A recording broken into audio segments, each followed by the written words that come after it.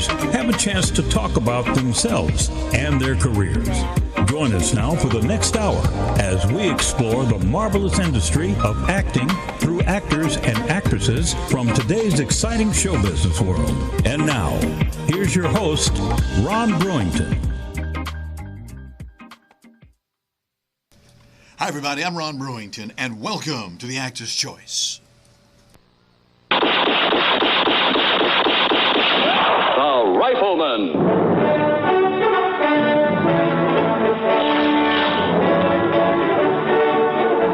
Starring Chuck Connors.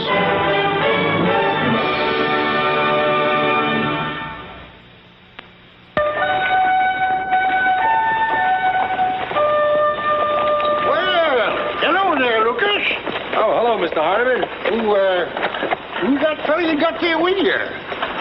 What, some fella's been hanging around trying to catch a meal? Oh, looks kind of familiar. Hi, Mr. Hardiman. Always hungry, you say? Well, that fits. Fits what? There was a fella in my orchard the other day. In fact, there's 3 or 4 of them. They was eating apples. Looks like one of them. That's so? We only took one each, Mr. Hardiman, honest. Oh, Lucas, apples is good for a boy. Keeps the doctor away. I ain't gonna miss a couple of apples. Come on, I can pick or eat now. Tell you what you do. Come on over by my wagon and I'll fill up a sack for you to take home with you. Come on over to the wagon. Come on. Paul? Come on.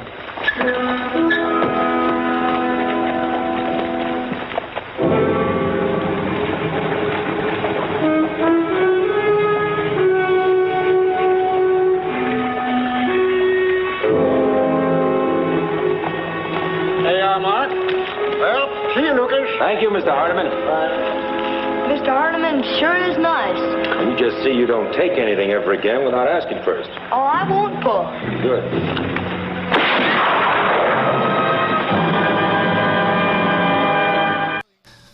Our guest today stars as one of the most iconic TV shows in history as Mark McCain, son of Lucas McCain. The show was called The Rifleman. Ladies and gentlemen, please welcome, you just saw him on screen a moment ago, please welcome Johnny Crawford. Johnny, thank you so much for being here. Oh, thank you pleasure. so much. My pleasure to have you, sir. First of all, where are you from? Well, I was born in Los Angeles in 1870. Oh, no, that was Mark McCain. 1946, and I've been all over the country since then, but I always keep coming back here to Los Angeles. Okay. When was it that you finally decided, I'm going to get into this business? Well, I was a fan of Westerns when I was a little kid and musical things, and it was television was very young, and there was one one TV in the neighborhood, and so all the kids would be there on Saturday mornings, and we would watch old Westerns. And my father was a film editor. My mother had studied acting, and they had done some plays together. I got a chance to see them do a couple of things, and I was maybe 5 years old, and one of they were doing local plays, and one of the theatrical producers was going to do Mr. Belvedere, which was a movie with Clifton Webb, and they needed to have a couple of young kids, and I got to play the younger part, and every night I got a bowl of porridge on top of my head in a particular scene, and I loved it because the audience would laugh every night, and I loved getting at the end of the play,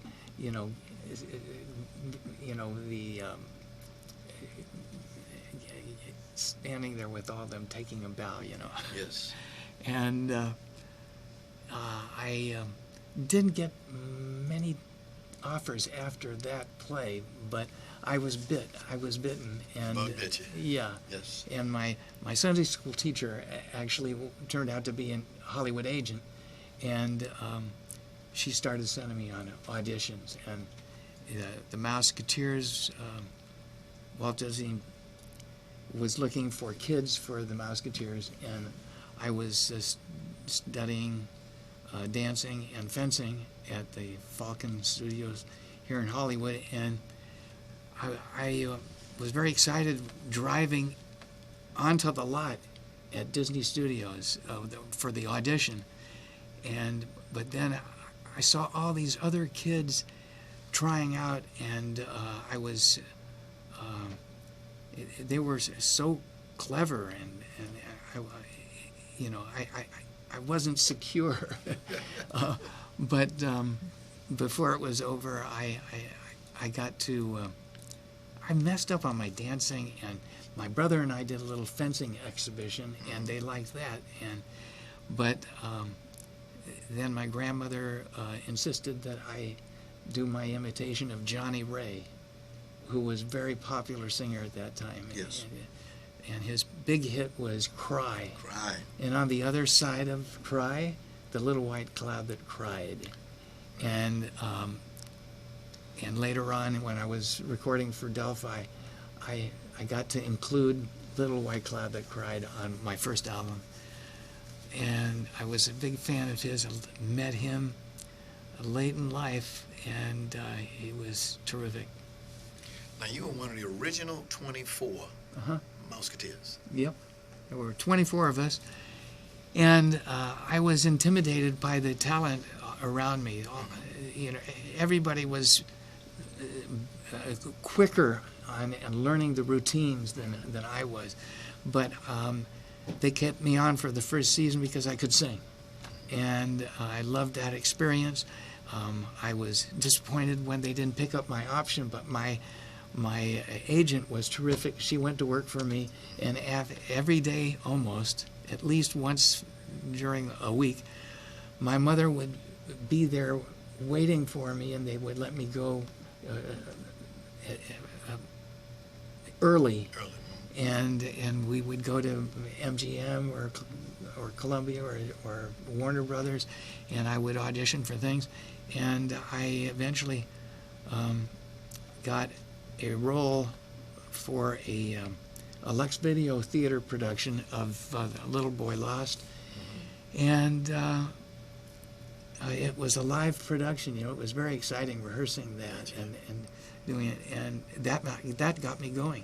At that time, there were a lot of jobs for actors on television because most of the shows were half hour, and one of those was matinee theater. Matinee theater was on the air on NBC 5 days a week at noon, and they were all live.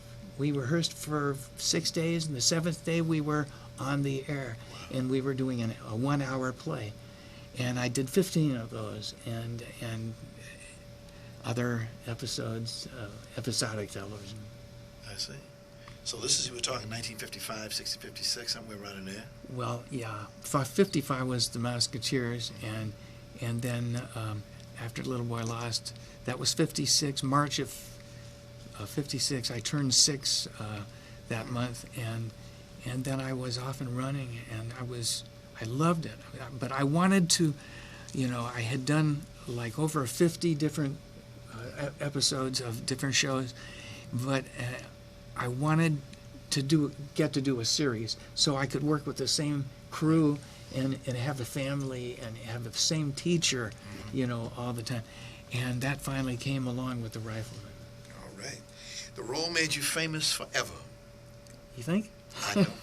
I know. I hope. We hope. I don't know how much it pays forever.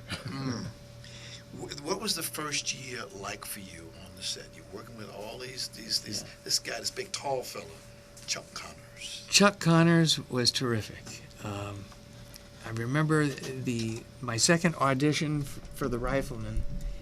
He was in the office, and they introduced me to him, and he stood up, and I didn't think I was going to get the role because he was so tall. He was 6'5.5", and I was 2.5 feet tall. I think, I don't know, a little. But and I didn't look anything like him, you know. But we read a couple of scenes, and they take a liking to me. I was lucky, you know. Now, I've been very lucky all yes, my life. Yes. Now, I understand 40 people tried out for that role, and he got it. How many people tried out for the role that you got? Well, I think he would say, you know, when we were doing interviews together, that they interviewed 700 kids, but he tended to exaggerate, and it rubbed off on me. You know? I tend to exaggerate things, like, you know. Yeah. You made one word famous. Yeah. Paw. Yeah. Proceeded with hey. Hey, Pa. Hey, Pa. Yeah. And a wonderful songwriter wrote a little song for us to do when we made appearances called Hey, Pa. Mm-hmm. Hey, Pa, is it true what they say about the birdies and the bees? Right. Yeah, pretty corny. It made money for you. It worked. It worked. Now, Chuck, when you guys had a break from shooting, y'all would go out and play a little baseball, didn't you? Yeah, well, tell us about that? in the beginning, Okay. I was a big fan of the Dodgers. They had just come to town in 1958, and so I would bring a baseball and in my first baseman's mitt. I wanted to be first baseman, and on location, when we went on location, an area that now is known as Malibu Creek State Park, I would bring a bat and all those things and wait for lunch, and I loved going on location because the catering was superb. You know? One of the things I love about Hollywood, Out there the in catering. the West, yes, you know. the catering. Yeah. Oh, the food was great. The food. But then after, you know, I'd try to get together a short game of baseball. Yes. And Chuck would insist on being the first one up at bat, and he would hit the ball so we could never find it again. So I got tired of that, and I started spending more time with the Wranglers. I loved the Wranglers. I loved the horses, and I was just in heaven. And I saw the Wranglers, you know, doing things with the horses, and I tried to copy them, the way they held their reins and the way they did things with the horses, and a couple of them would, you know, spin the rope a little bit, you know, and Monty Montana was one of our guests, and he gave me a cotton rope, and it stuck with me ever since. I love trick roping. It's a great exercise, and I love doing it for people because it's unique. You don't see it everywhere. You know? The show was very unique. We all learned a lot from it then and now, in that you're talking about a widow and his son in the Wild West on the frontier trying to survive. Yeah, and their relationship, the Yes. way way it is, you know. We had some wonderful scripts, and the writers were,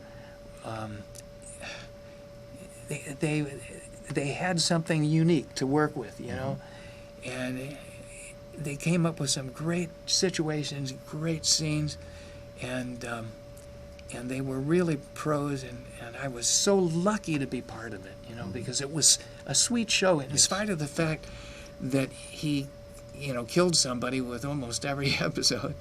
And by the way, you know, at the very beginning when he's walking down the street, I think that there's nobody on the street because he probably left me in bed every day and went there to practice, you know, down the middle of the street. Yeah, it was a wonderful experience, and I was very lucky. Yes, you guys did 168 episodes over 5 seasons. Yeah. God, it's a lot of TV. 58 to 63. Wow. Wow. Now, after the Rifleman closed, how did you guys feel about that? Well, we, you know, the last 2 seasons were not as inspired as the first 3. Okay. So I was disappointed with the scripts. With, there was still some good scenes in movies, and we have always had wonderful actors, and that was a big plus. But the last, second to the last episode was slapstick, and then I got to sing a song at the very last episode, and by that time I was making records for Delphi Records, and enjoying that experience. And as soon as Rifleman was over, they started sending me on junkets around the country to promote the music. Yes. And since then, it's become my passion. I don't do much acting, although occasionally there are a few theaters around the country that call me, ask me if I want to do a play, and I've had a chance to do some nice plays. I love doing theater, and one of my favorite things I did recently was The Nerd, a wonderful, very popular show on Broadway. I did it in Amarillo, Texas, and I loved the experience. Gotcha. What do people say to you when they meet you? Hi. Who are you? Well, people who recognize me are very sweet, and I love going to autograph shows because people that are fans of the Rifleman tend to be very sweet people, and they love talking about their favorite episodes, and they give me money for my autograph, and so those are my residuals. Gotcha. Yeah. Got you. Now, you and Connors, y'all stayed very close to each other over the years. We were best friends. I Yeah, see. for long periods of time we wouldn't see each other, but we were always, excited to get together. And he was outrageous. Gotcha. He would embarrass me every time. If we were driving down the street at a stoplight, he loved, I was bashful, so he would roll down his window, and people would be crossing Hollywood Boulevard, and he would, make himself known, and he'd say, "I'm with my son." Yes, yes. Oh, and I would shrink. These things happen. In November 1992, he passed away. Yeah. I know that was a sad time for you. You Yeah. did the eulogy at his funeral, I understand. Another year from now, I'll be the age he was when he passed away. 72. Wow. Back to the song portion. You wrote a song in 1963 that it was just a song you put together at that time, but it later became a tribute to him. Oh, see, one of my fans. I love my Rifleman fans, and Yes. I'm on Facebook. Please go to my Facebook page and like me. Okay. I need it. Thanks. And so my fans, some of them are very talented, and they take some of my records, and they do wonderful videos and put them on YouTube. Okay. Let's see a little bit of that video. It's called Johnny Crawford, Living in the Past. Okay.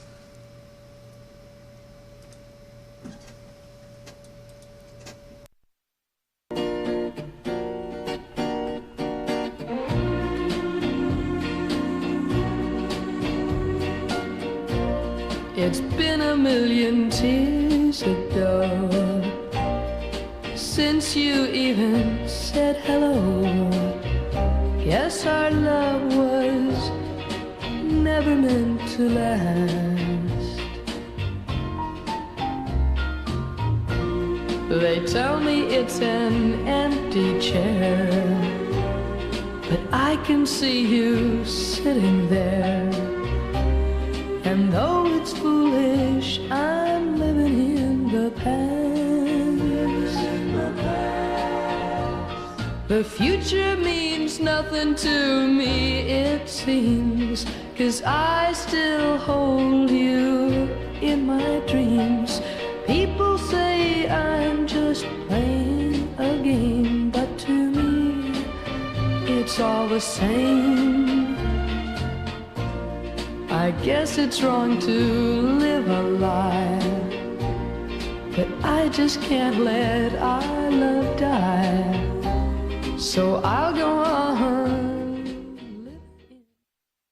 Okay, that's great. You were how old when you wrote that song? 15 or 16. We went to Nashville to do 4 songs, and that was one of them. And we had the Anita Kerr singers backing me up. Gotcha. And wonderful musicians. In Hollywood, did many recordings in Hollywood, and my guitarist was always a young, ambitious guy named Glenn Campbell. Glenn Campbell. He's on all my records almost. Yeah. Heard that name before. Yeah. In the late 50s and 60s, you were very popular with the teenagers. You were doing a lot of music those days. Yeah, I loved singing, and I loved meeting people, and traveling. Oh, yeah. I loved, I hadn't done much traveling before I started promoting the show and the records. Yeah, I enjoyed that. In fact, 5 of those songs went to the Billboard Top 40 list. Well, yeah, one of them made it to 41. But, so I cheat a little bit in saying that they're all. But one of them went to number 8. It was called Cindy's Birthday. Please take a look at that. Okay. Sure, look at that.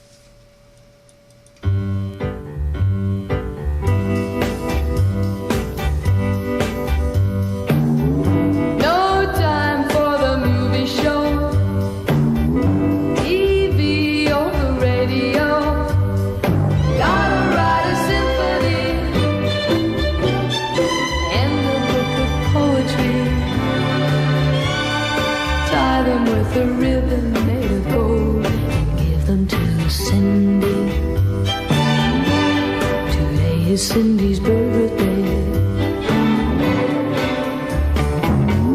No time for geometry, arithmetic, or history. Gotta write a song from my heart and pick the greatest work of art.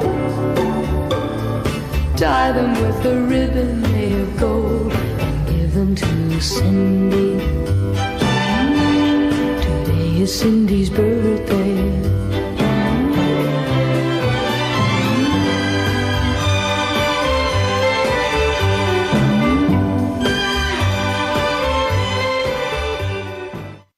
Okay, that was nice. Who was that lady in there with you?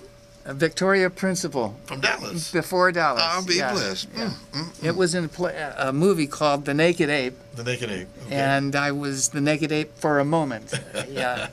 But she was sweet and wonderful. Yeah. Johnny, you served this country in the United States Army for 2 years. As one veteran to another, I thank you very much. I'm a Navy retired myself. Oh, yeah, enjoy. I was in the Army. Yes, I understand. I understand. For 2 years. What did you do in the Army? Well, I was, they put me at work in film. I worked at 16 different locations on training films. I see. I was an assistant director, an occasional actor, but most of those training films were close-ups of things like these things. In helicopters, Yes. how to fly a helicopter. That Right. I almost killed us in a helicopter. Okay. The guy gave me the controls, and we were coming in for a landing. Oh. I bet you he lost his job, didn't he? No, he saved us. Yeah. Okay. All right. 1999, you gave up. You retired from acting, and you have 62 acting credits, I understand. Prior to The Rifleman, Yes. just about. Well, afterwards, I didn't do as much as before. When I was older, I was doing more singing and appearances, and I did The Naked Ape in 1972. Okay. And it bombed big. It was from a wonderful book, The Naked Ape, which is not a what do you call it? It's not a like his book. A soft cover. Yeah, well, no, it's not a novel. A novel. It was something else. I can't think of the word right now. Gotcha. I can't always think of the word when I'm talking now. You Gotcha. know? Gotcha. My memory isn't what it used to be. I understand. But I can remember a lot of lyrics. Mm-hmm. The trouble is, I get them mixed up. Okay. You know? You recently got a star in Newhall. Yeah. Can you tell us about that? Yeah, I was very surprised. I love Newhall. It's now, they call it Santa Clarita, that whole area, because when I was, doing the Rifleman, I was a big fan of old silent Western films. And William S. Hart was one of the most important ones at that time, and his home is there. It's a wonderful museum now, and a park. And they have what they call the Western Walk of Fame. Fame, right. Is that the name that's of what it? they call it, yeah. We'd like to see you out there on the Hollywood Walk of Fame. Yeah, Need to get an application in there for you. Yeah, my fans are raising money for that. Yeah. But Is it $30,000 these days? I think it is. Yeah. So yeah. I've spent my last $30,000. Yes, wait. Now, since 1992, you have a band, a vintage dance band. Yeah. Can you show us a picture of that, if you would, sir? Okay. And this band is they call it the Johnny Crawford Dance Orchestra. Yeah. Well, my grandfather, one of my grandfathers, I had two of them. Okay. I guess most people. Most people do. Have he was a music publisher. Okay. And he had been a song plugger in the teens. Gotcha. And he was from Chicago, and one of his best friends was Al Jolson. Right. And he went to work for Irving Berlin. And he was in charge of promoting Irving Berlin's catalog throughout the Midwest. And he was very inventive and did quite well at his job. Okay, and there it is, yes. So he wound up working for Warner Brothers, and he brought some wonderful songwriters from New York to Hollywood and placed them at the different studios. And he died before I was born, unfortunately, but I inherited boxes of music, sheet music, yes.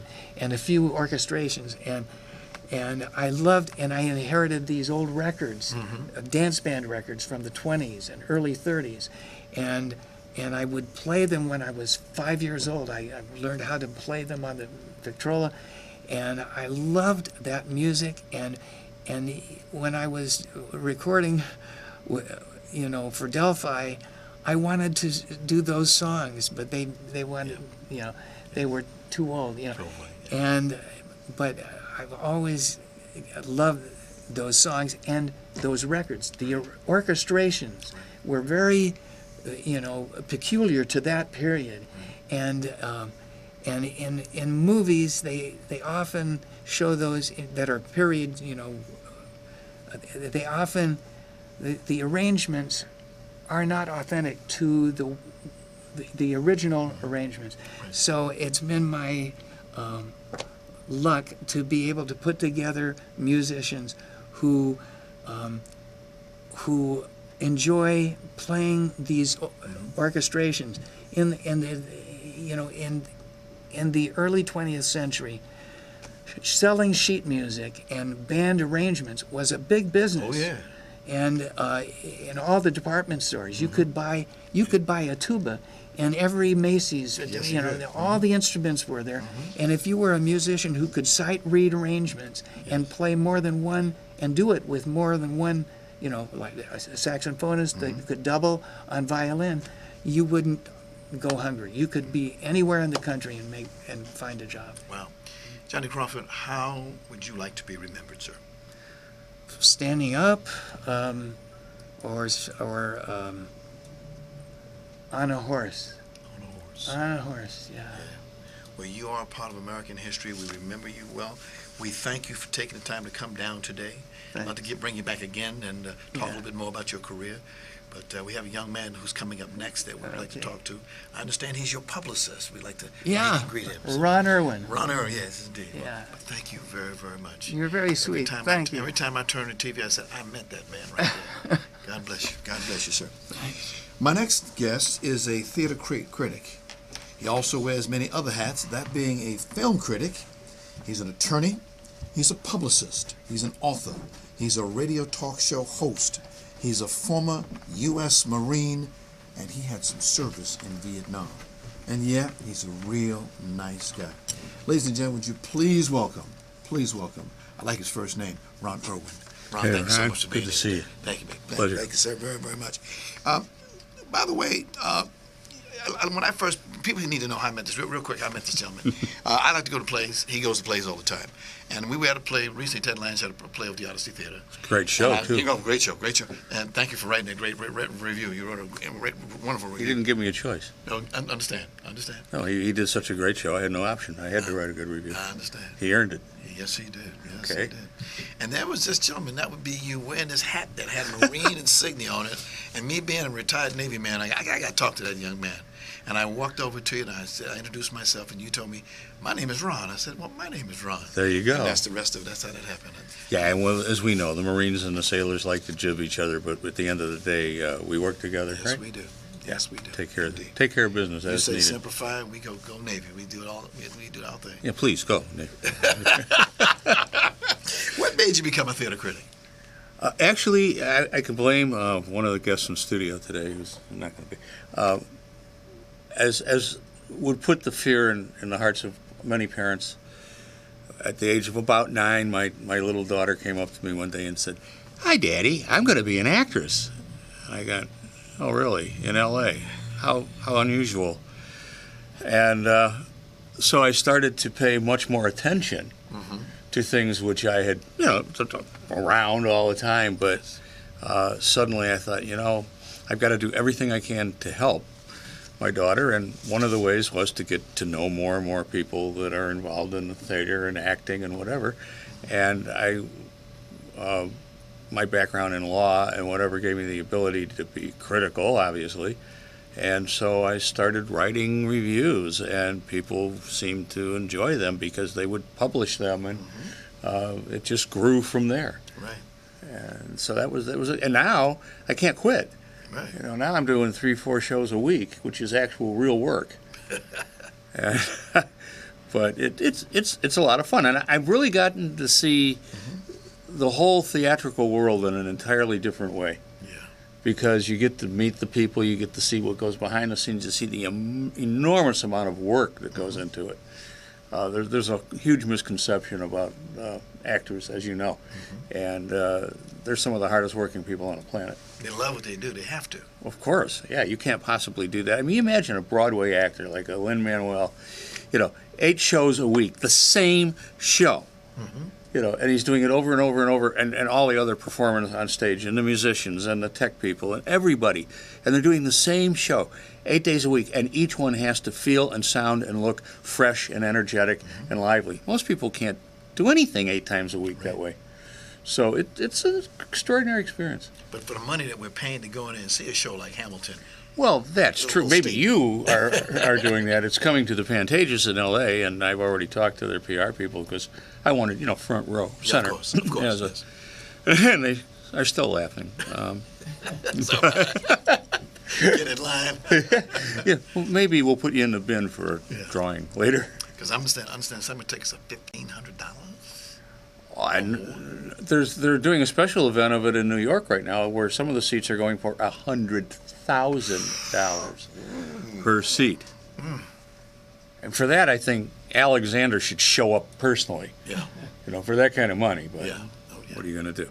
But I understand that a lot of, as we talk about it, a lot of actors, in your opinion, do they do enough stage work? I can't answer that question. It's a different thing. You were just talking to Johnny Crawford, great guy. And thank you very much for bringing that young man today. How could I not? I mean, he's a fantastic guy, but it's a different kind of work. It's a different talent set in a way. Film is comparatively easy. Right. You go out, you do your lines 2, 3 times, 4 times, 5 times. If you got a director, it's a bit of a pain. Then it's cut, go get some craft service, enjoy yourself, get your pedicure, go back, do some more. TV is similar, but theater is, you got to go off book, you got to know these lines, and you got to do it day after day after day after day. Although, as you know, in this town now, we're about to finish up the Fringe Festival. Right. And there's thousands of entertainers in hundreds of, hello, L.A., if you live in L.A., or you're coming to visit L.A., you think of it as a movie town, you think of it as a television town. It is. But it's a huge theatrical venue. Yes, it is. Huge. And there's so many really amazing people that are doing all these incredible things. Are actors doing enough of it? I don't know. It depends on the actor, and I don't think you quantify it quite like that. Gotcha. Because I look at all these colleges, and I teach at Santa Monica. We have a school of drama classes over there. I've heard, yeah. And when you see these kids come out of class, they're ready. Where's my $50,000 job? Oh, you think that's bad? I have a daughter at USC. Where's my $500,000 contract? Come on. So she's looking at you. I know, because she knows I'm right. It's an expectational thing, but you got to get that job, which is a challenge. It is. What advice would you give an actor who wants to be successful? Well, okay. First of all, commit yourself to your craft. It's real work, folks. It may not be brain surgery. It's probably harder. Okay. You have to devote yourself to the task. Never quit, and be flexible, because there are going to be periods, especially in the beginning, when you're going to have time when your day job is at Starbucks pouring coffee or whatever you have to do until you get that call back. One of the interesting things about acting, it's one of the only professions I can think of where you're constantly looking for work. Yeah. Even if you're a series regular, how long is that? I mean, what was the Rifleman? 10 years? 8 years? Something like that? 5 years. 5 years was a long time. It's a long time for a series. But at the end of 5 years, it's the end of 5 years. Now what? And that's true in all of the acting world. Television, a little better if you get on a hit series. Then you're lucky, but you never know. You never know going in. Right. So you always have to have that plan B. You always have to say, okay, I've got to be flexible. I'm an actor. I do these things. I love to do it. I hope I do it well. But I have to have other things I do. And you notice, you talk to Johnny, one of the other things about performing artists, it's not just the acting. You sing, you dance, you fence, you do all these other things that are contributing to it, because it further enhances your total presence in the industry. People are more respectful of those who have multiple skills, not just, well, I'm an actor. Yeah. Okay, yeah. Well, you could walk down any street in this town, drop dead, and hit 6 of them before you hit the pavement. So right. What? The ones that are prevailing, the ones that make it, are the ones that are committed in 100 different directions. Sure. And that's my opinion. Because a lot of people come in with illusions of grandeur. When you say star, what's a star? It's a multifaceted, triangular-shaped thing. It's, It's an insecure person. Johnny's an insecure person. Yeah. I've been blessed with the opportunity to meet several people that are, well known, and I met Bill Holden in Hong Kong. I met a few others over the time, and they've always you meet them when they're not doing their job, and they're just really nice, down-to-earth people, good people. Yeah. The ones that are successful. Yeah. Oh, yeah. The ones who are successful. Well, that's true. Because the Screen Actors Guild, I think the median income right now is $12,000 a year. Yeah, and they want $200 for minimum dues. That's kind of crazy. Yeah. Yeah. Well, no, it's not. It doesn't pay everybody a huge sum. No, it doesn't. The payment, I think, comes from the satisfaction of knowing you've done something well. Yes. And what stage actor wouldn't say, I love to hear the applause? Yes. That means they like me. We had Robert Hooks here last week, and Okay. he was telling us how he got into the business. And he said that standing up on that stage and feeling that applause, that's what helped him make the realization, this is what I want to do. Right. That's what drove me straight to radio. Right. Because I did that once, and I said, no. I'll look at your tech guy over here. That's fine. So different strokes for different folks. That Right. was a show. Right. Would you say that Hollywood is a relationship-driven and not a talent-driven business? I'd say that I would probably agree generally with that, although talent clearly has to be present. But again, building relationships is important. Right. Which is, one of the reasons why you probably need a publicist. Yeah. You do that also, too, don't you? Yeah, that's it. That was a little self-promotion. Oh, of course. Hey, television helps out. You had a few clients? One of them you brought today? Yeah, I got a couple. Of course, my daughter, she doesn't have to pay, but and you get what you pay for, right? Oh, yeah. We have a few. And, I'd say active right now about 14. That's good. And, Can you put the names out there? It's fun. It's that. It's a lot more than that. I give people interviews and do stuff, but also there's a little bit of if you're doing your job right, image control. Right.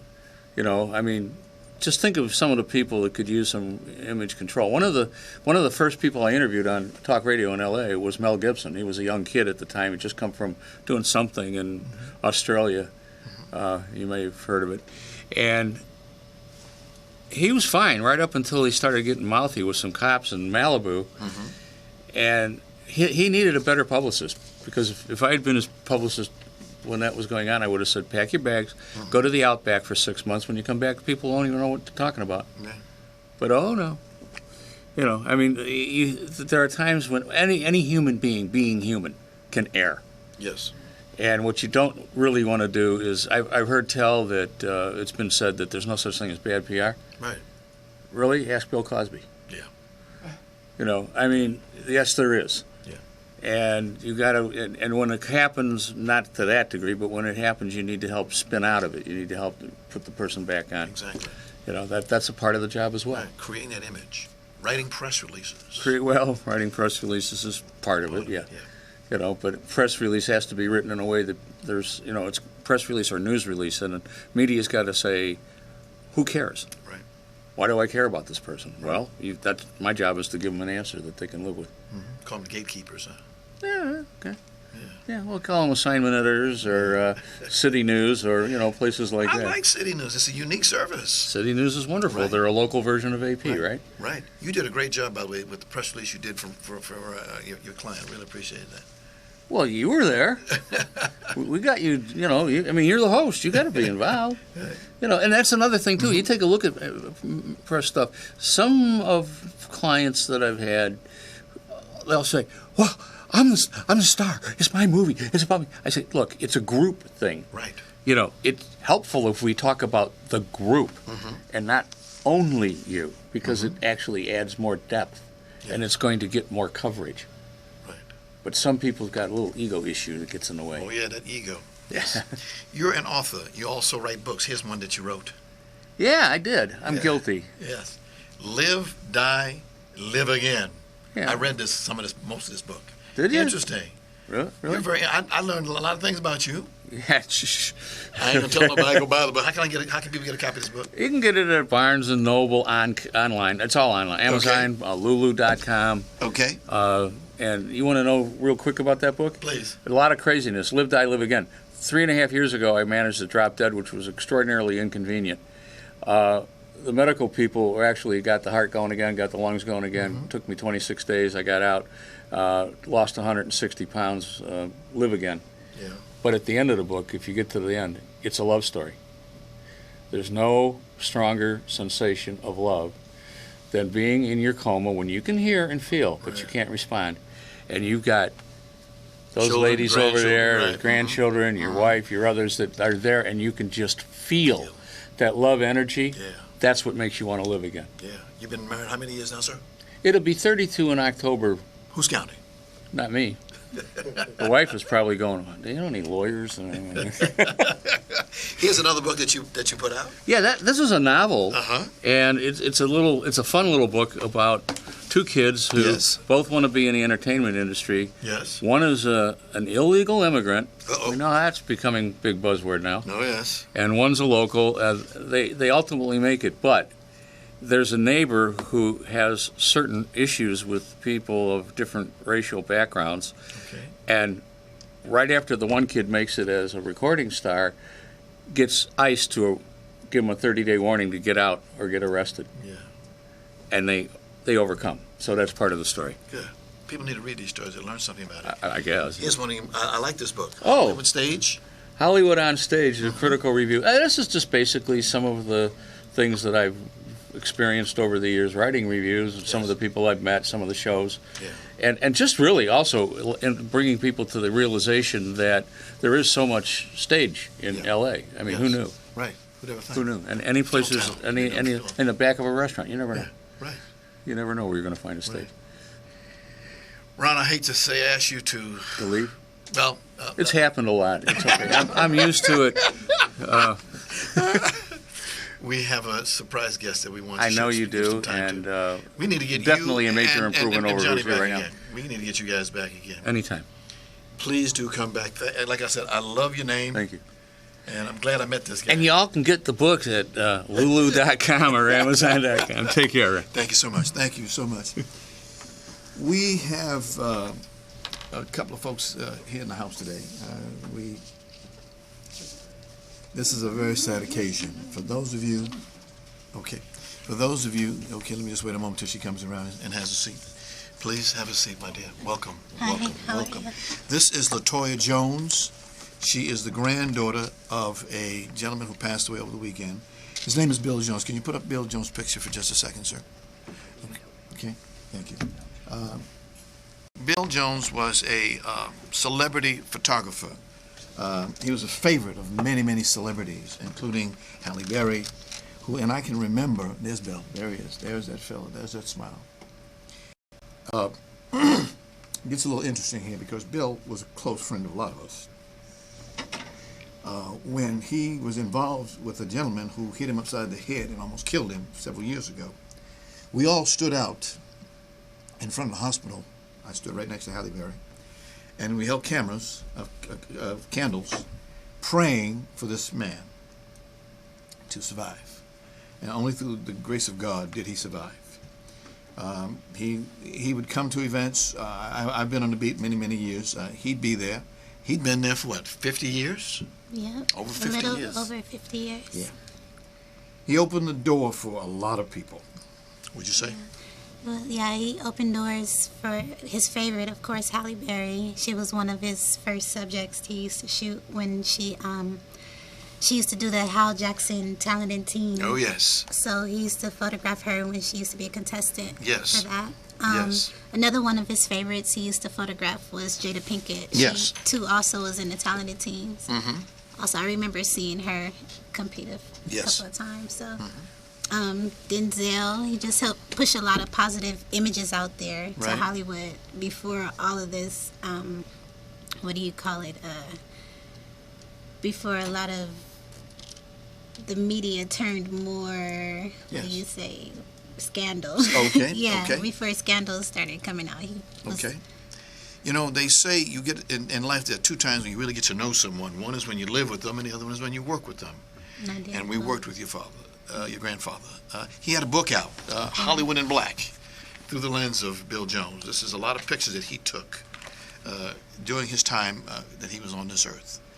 He took a lot of pictures of many, many celebrities, and he had a little difficulty in the beginning breaking into the Hollywood scene. I'm sure he told you about it. Can you tell us about it, please? Well, yeah, just stories from him and my grandmother used to tell me. My grandfather, he was in the Air Force for over 20 years, and he retired.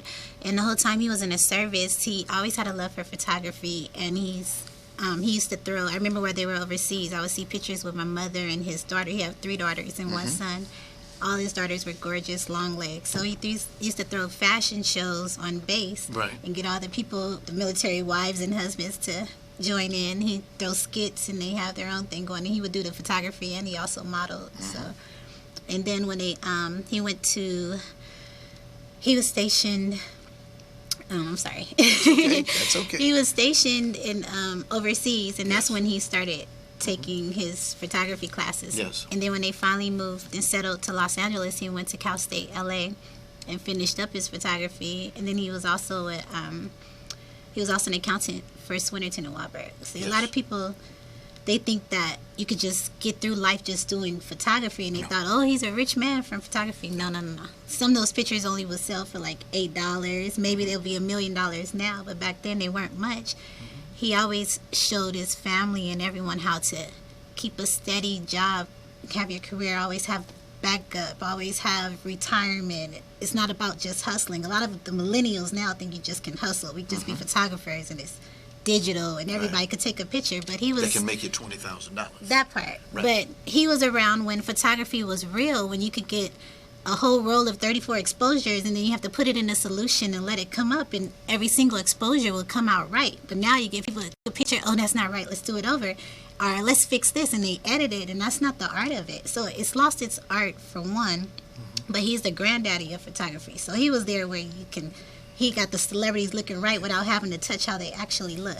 So I remember your grandma. Yeah. Every time I would see her, she passed friend. away, unfortunately. Every time I would see her, I said, me and Mrs. Jones. That was her And favorite she song. Oh, she loved it. She loved it. Yeah. Yeah. Now, I understand you brought a short video along with you today? Yeah, I did. The video was produced by Ian Fox, and I helped produce it, and it's about my grandfather, so... Okay. Can we take a look at it? Yes. Okay.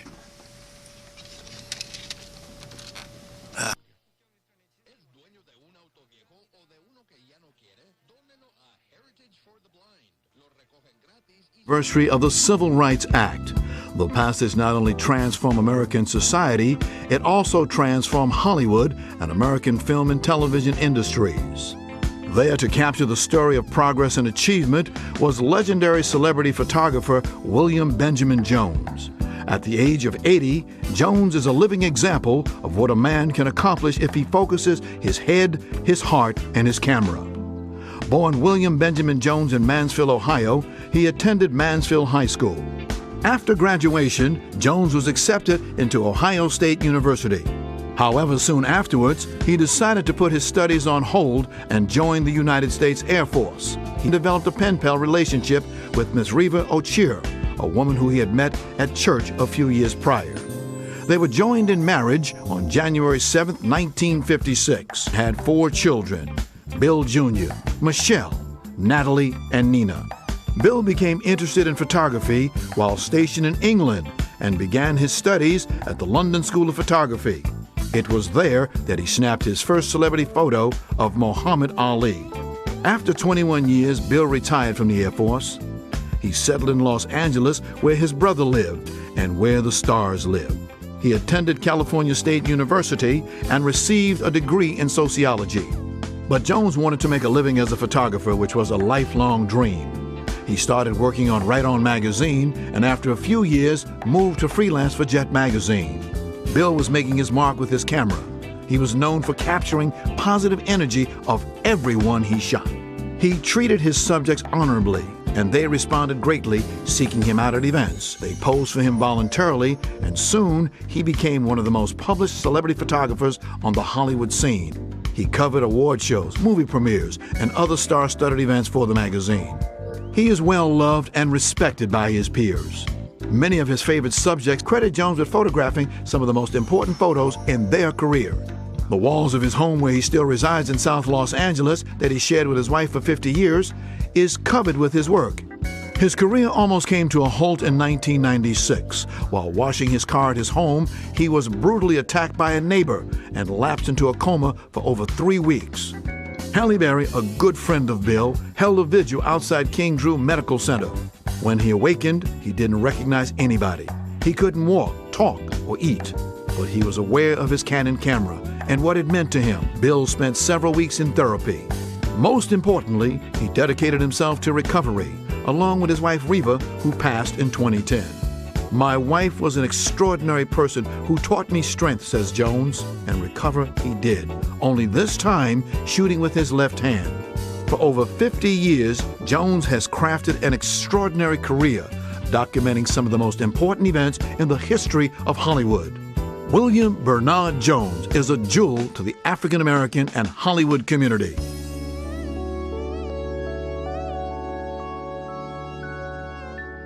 Thank you.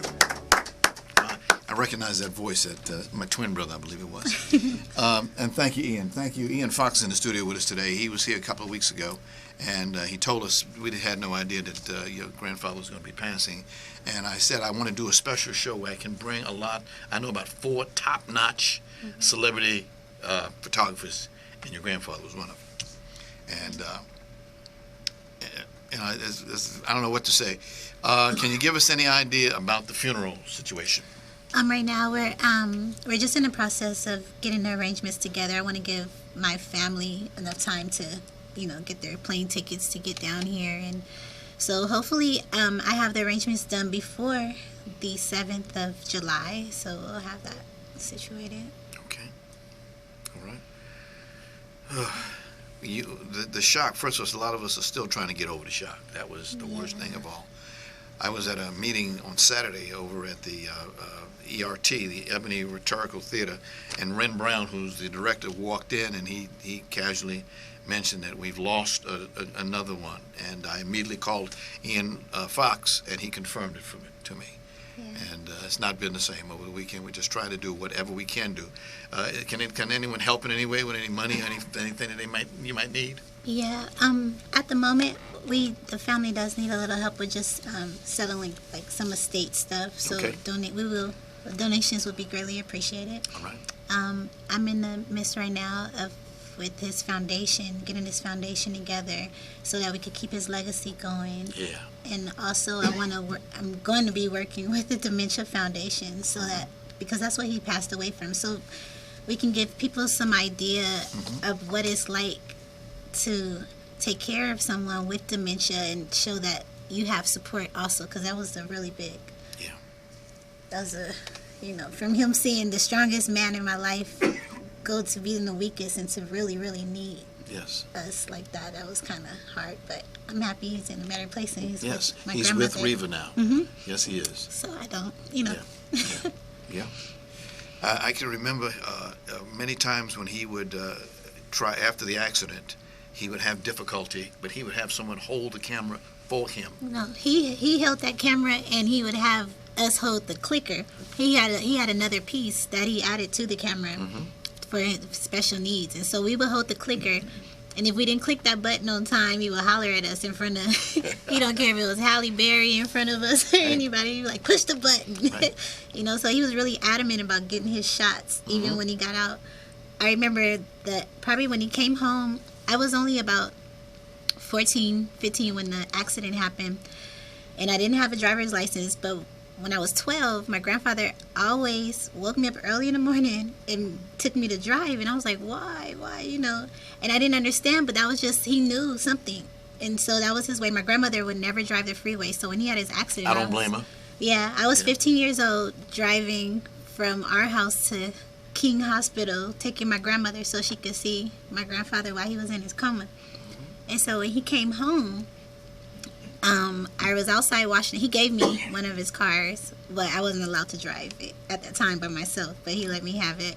So he came home. I remember I was outside washing the car, and then he got in the car while I was washing the back of it, and I heard the car start. I'm like, whoa, because he just recovered.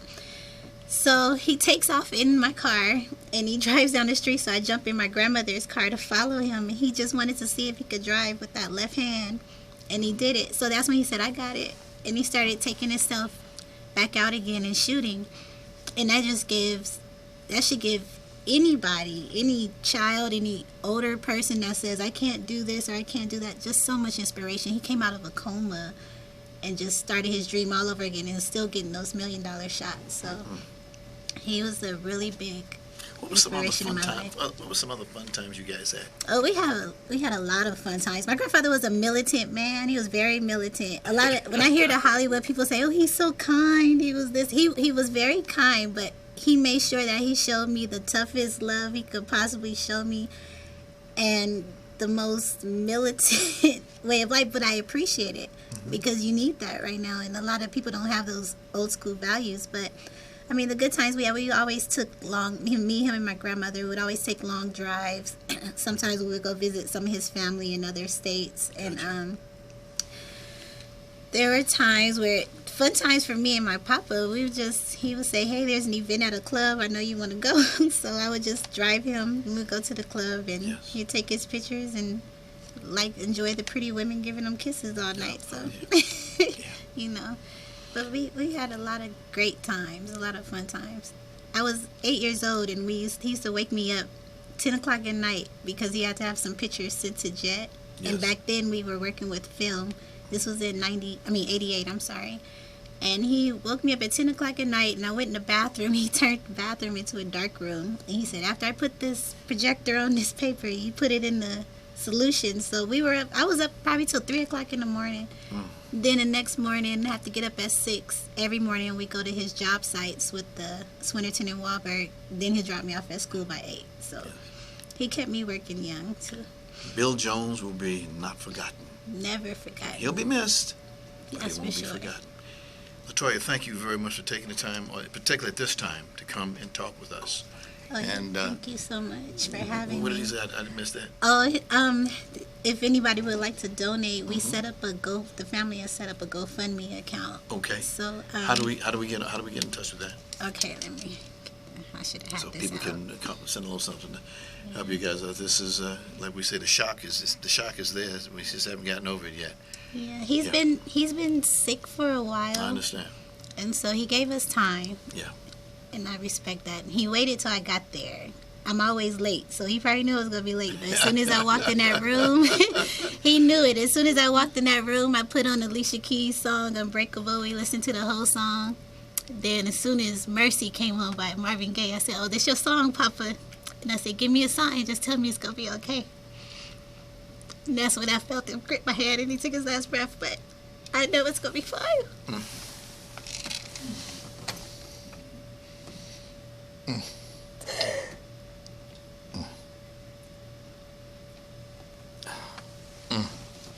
Hey, he's in this room. He's everywhere. He's He's everywhere. He's everywhere. It's I went all right. to BET by myself last night. That's he all was right. there too with me, so it's okay. It's all right.